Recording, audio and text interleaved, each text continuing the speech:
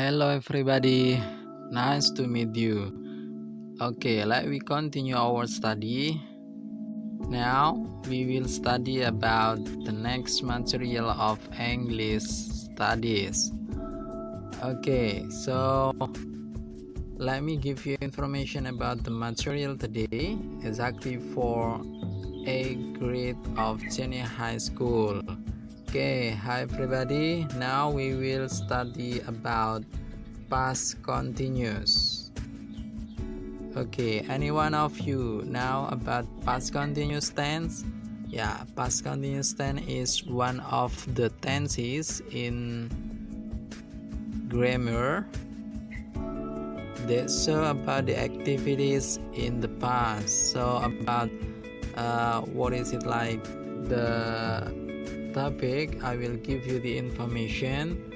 It is about the first, the definition of past continuous tense, the second, the pattern of past continuous tense, and then the function of past continuous tense, and then the characteristic of past continuous tense, and the last is time signal of past continuous tense.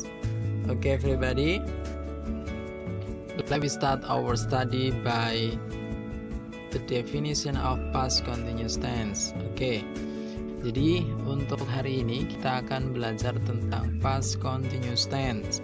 Jadi past continuous tense itu adalah salah satu dari jenis tenses di dalam pembelajaran grammar. Oke, jadi untuk past continuous tense sendiri materinya ada 5. Yang pertama adalah pengertian tentang past continuous tense, yang kedua rumus past continuous tense, kemudian fungsi past continuous tense, and then ciri-ciri past continuous tense, dan yang terakhir adalah keterangan waktu atau time signal of past continuous tense.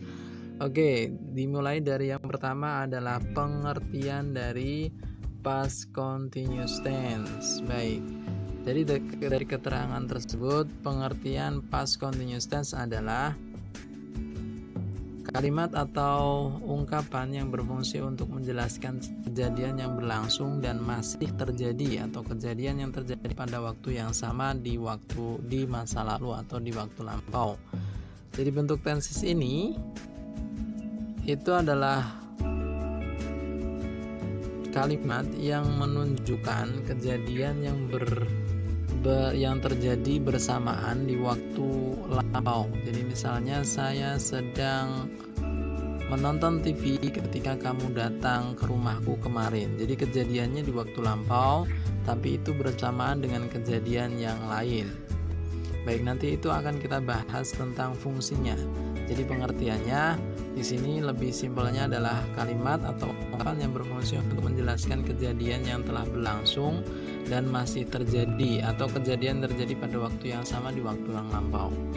Baik, untuk rumusnya adalah rumus past continuous tense dibentuk dengan bentuk lampau, yaitu dari to be past yaitu was or were, kemudian present participle ditambah ing ya. Jadi rumusnya adalah we know that setiap kalimat itu ada subjek dan predikat, kemudian objek. Jadi subjek, kemudian predikatnya berupa to be, was, were, dan juga verb ing. Jadi subjek, kemudian to be, was, were, plus verb ing, plus object or complement is like that. Jadi tidak seperti past simple past tense ya. Jadi past continuous itu menunjukkan tindakan yang telah dan sedang berlangsung. Atau misalnya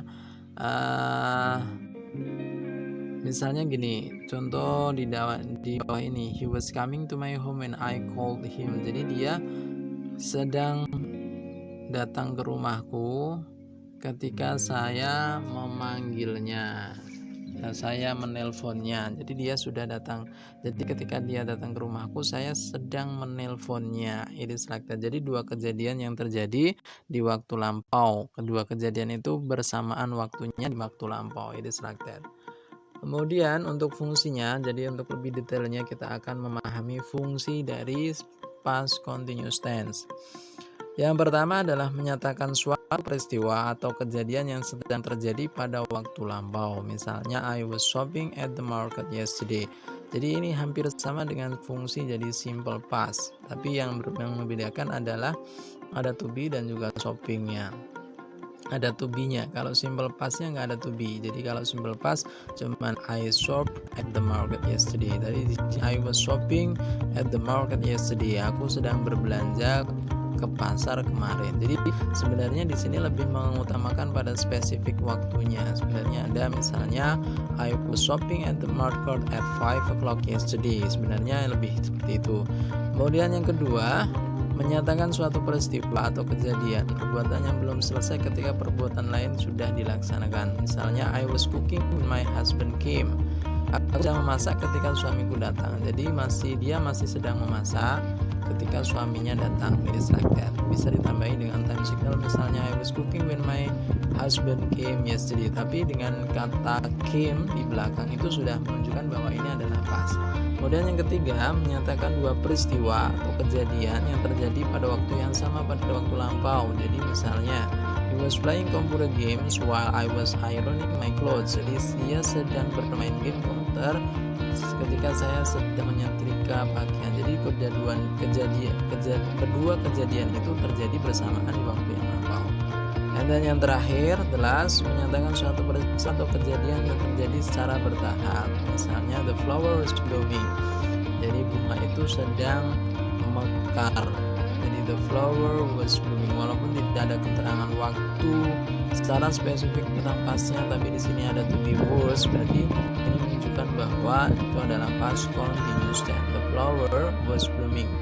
Jadi peristiwa atau kejadian terjadi secara bertahap. Bunga itu sedang mekar. Jadi mekar itu ada tahap-tahapannya. Ini selangkah. Kemudian yang terakhir, yang seterusnya adalah ciri-ciri past continuous. Jadi ciri-ciri past continuous tersebut yaitu sama dengan ketika kita belajar tentang pattern atau rumus dari past continuous. Tapi yang menjadi ciri khas dari past continuous tense adalah yang pertama adalah to be past-nya, yaitu berupa were atau was, kemudian berupa present participle atau verb-nya. Verb-nya berupa verb ing. Seperti contoh misalnya the boys were playing soccer in the field. Jadi dari sini ada were-nya untuk to be-nya, kemudian playing untuk present participle-nya atau verb-nya. Itu adalah ciri-ciri past continuous. Mudah bukan? Kemudian yang terakhir adalah keterangan waktu. Nah, ini yang paling penting. Jadi keterangan waktu ini adalah menjadi ciri khas dari sebuah tenses. Yang pertama misalnya ada all day yesterday, sepanjang hari kemarin, ada the whole yesterday as sewaktu, kemudian today while. Jadi dengan menghafalkan keterangan waktu tersebut kita bisa mengerti atau memahami bahwa kalimat tersebut itu adalah kalimat past continuous tense. Jadi ketika kita sudah memahami bahwa kalimat itu adalah past continuous tense, kita bisa memutuskan untuk kata kerjanya menggunakan kata kerja apa, kemudian rumusnya seperti apa, seperti itu ya. Itu adalah pembahasan tentang past continuous tense. Untuk lebih jelasnya kita akan membahas tentang soal-soal. Nanti saya akan berikan contoh soalnya. Nanti bisa dikerjakan dan dikumpulkan, kita bahas bareng-bareng melalui chat ya. Oke, begitu saja. Terima kasih untuk perhatiannya everybody. Thank you for your attention and see you next time.